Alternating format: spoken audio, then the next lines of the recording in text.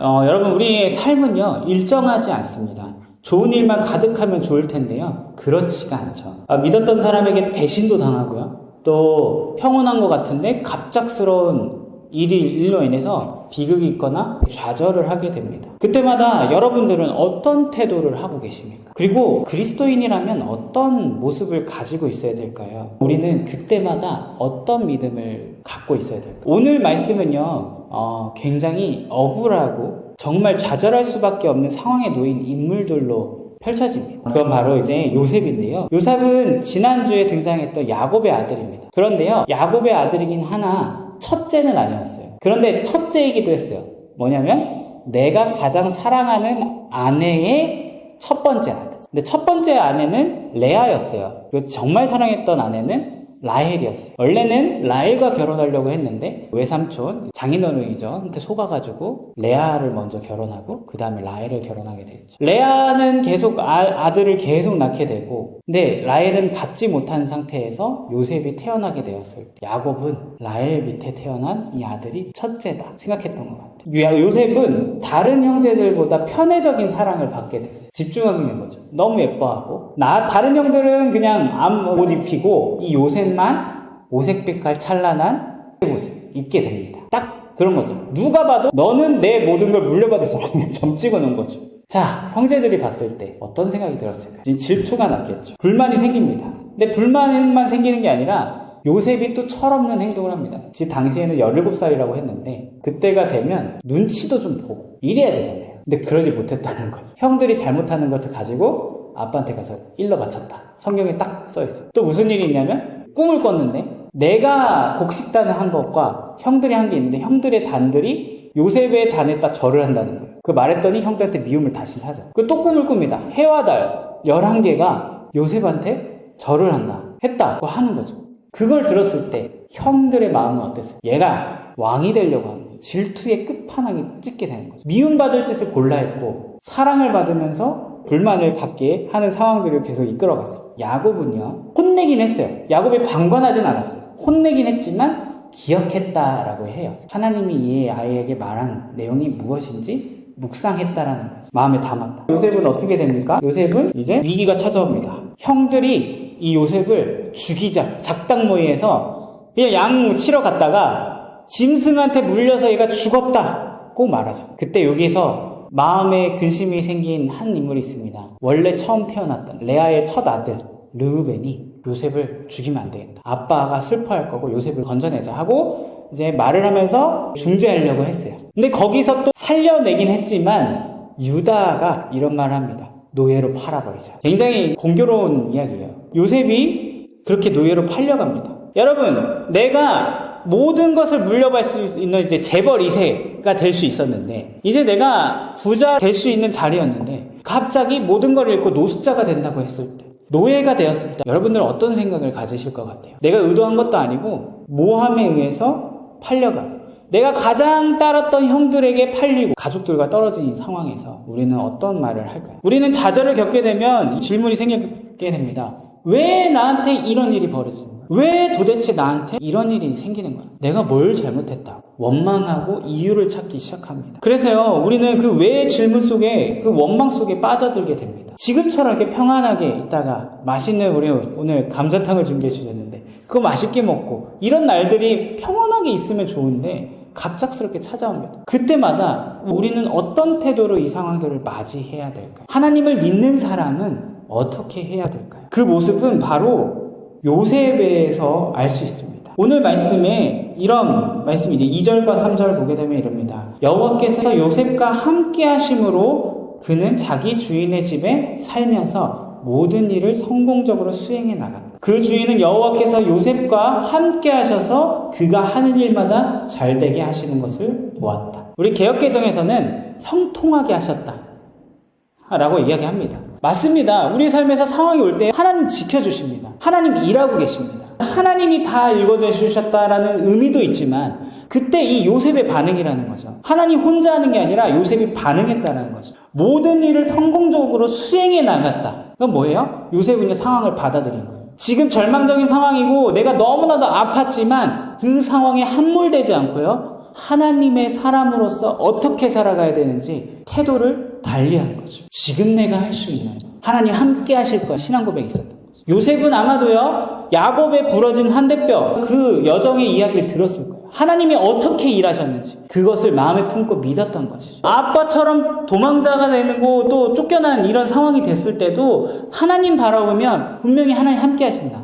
아빠한테도 그랬고 나한테도 그럴 거다 라는 믿음이 있었던 거죠. 그래서 요셉은 상황을 보지 않았어요. 여러분 우리는 자꾸 어떤 현상, 상황을 보게 됩니다. 무슨 사건이 터지면 그 결과만 봐요. 그것을 보고 왜 이렇게 됐냐? 저게 잘못돼서 그래서 네가 잘못해서 그래서 자꾸 탓을 합니다. 근데 그 일이 상황만 보면은 자꾸 내 감정에 골이 썩게 돼요. 하나님에 대해 원망을 하게 되는 거죠. 그리스도인들은 상황을 보는 게 아닙니다. 그것을 내려놓고 하나님이 함께 하시는 것을 믿는 것이죠. 하나님이 일하시는 것을 믿는 것입니다. 하늘을 보는 것입니다. 지금 상황이 아니라 하늘을 보는 것입니다. 그때 내 아픔과 상처에 집중되었던 내 마음은 다른 걸 보게 되는 거죠. 하나님이 도우시고 인도하시고 그래서 이런 고백을 하는 거죠. 하나님이 계획하심이 있을 거예요. 하나님 뜻이 있겠지. 제가요 말씀을 한 주 동안 준비하면서 유튜브에서 어떤 무신론자가 릴스 영상, 쇼츠 영상 찍은 걸 봤어요. 이런 내용이에요. 내가 신은 믿지 않지만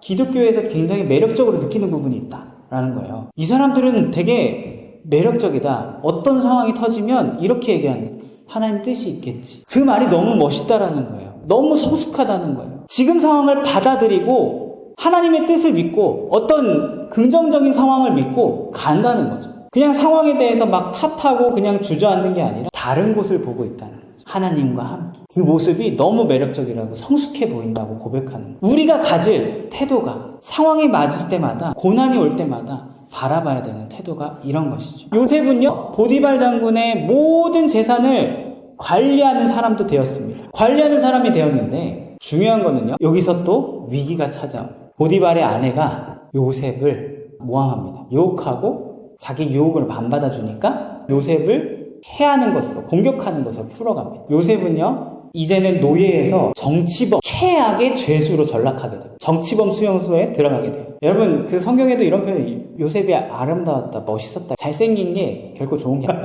그 감당할 만한 이런 피곤함이 있다는 거죠. 평범하게 생긴 게 감사해요. 그렇게 해서 꼬꾸라졌다는 거죠. 능력이 있어도 외모가 있어도 다시 한번 꼬꾸라지는 거죠. 거기서도요 놀라운 거는요 요셉은 또 좌절하지 않았어요. 또 말씀을 찾아보면 이런 말씀이 있어요. 하나님이 요셉과 함께 하시니 형통하였다. 2번이나 이야기야. 근데 거기서 또 놀라운 일이 일어납니다. 거기 감옥에 장이 하는 일을 요셉이 합니다. 말도 안 되죠. 우리 같았으면 막 억울하고 억울해서 분해 죽겠는데 좌절했을 거예요. 상황을 받아들이지 너무 힘들었을 거예요. 그런데 또 뭘 봅니까? 요셉은 하나님. 사막 같지만 꽃을 피우신 하나님. 적절한 때에 비를 내리시고 은혜를 내려주시는 하나님을 봐요. 그래서 간수장이 되고요. 또 꿈을 해석해서 이제는 이집트의 총리가 됩니다. 자, 여기가 하이라이트입니다. 하나님 뜻이 있겠지라는 믿음. 그 뜻이 어떻게 이루어지냐? 이집트의 총리가 된 거 그걸로 끝이 아닙니다. 총리가 되고 나서요. 이 극심한 가뭄이 들었을 때 이집트의 가뭄이 들었을 때 미리 대비를 해서 이 이집트의 위기를 지켜냅니다. 그리고 더 많은 불을 쌓게 해요. 식량을 얻으러 온 사람에게 땅 대신 교환해 줍니다. 이 극심한 가뭄 때문에 자기 가족들, 야곱의 아들들과 요셉에겐 형들이죠.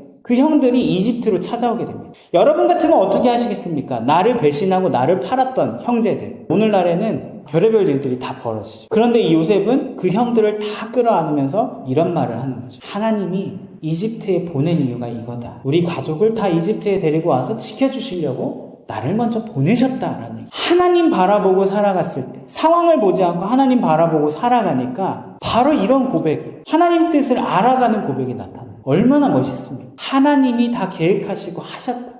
내가 뛰어나서가 아니라 하나님이 하셨다.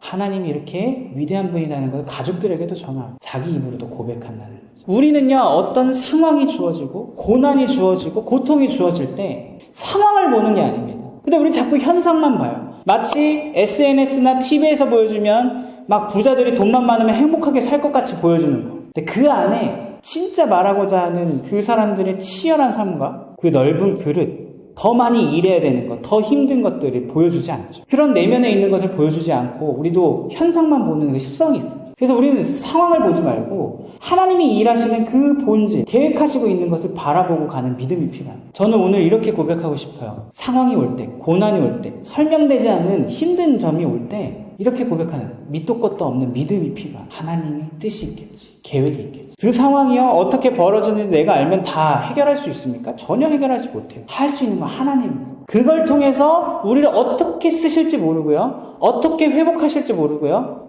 어떻게 열매 맺게 하실지. 요셉의 삶을 통해서 가장 복스러운 건요, 국무총리가 된 위치가 아니라요, 가족들과 화해하고 온 가족을 구원하는 일이 되었다는 거죠. 자신의 역경이 온 가족을 하나님 곁으로, 하나님의 보호 안에 넣었다라는 거죠. 하나님의 구원의 역사 속에 있게 하였다라는 거죠. 그게 바로 우리 신앙인이 가져야 될 태도와 믿음입니다. 고린도전서 말씀에 이런 말씀이 있습니다. 하나님께서는 우리에게 감당할 시험만 주신다. 하나님은 우리의 그릇을 잘 알고 계세요. 우리에게 맞는 그릇을 주시고요, 시험을 주시고요, 시험 당할 때 그냥 놔두냐? 아니요. 오늘 요셉처럼 보호하십니다. 우리가 알아채지 못하는 거예요. 하나님 함께 하시는. 그래서 우리는 그때마다 반응해야 되는 거죠. 하나님 함께 하시죠. 일하고 계시죠. 지금 뭘 해야 될까? 이 상황, 그럴 수 있습니다. 그렇게 됐구나. 하나님 함께 하시니까 하나님 믿습니다. 제가 할 일 할게요. 하나님이 하실 일 하고 계세요. 믿습니다. 우리 신앙인의 태도는 바로 이것이라. 예수님은 이때마다, 고난이 올 때마다, 힘든 일이 있을 때마다 어떻게 기도하고 어떤 태도를 하는지 알려주셨어요. 그 겟세마네 동산에서 마지막 기도할 때 예수님도 이렇게 고백합니다. 하나님, 이 잔을 옮길 수만 있다면 옮겨주세요.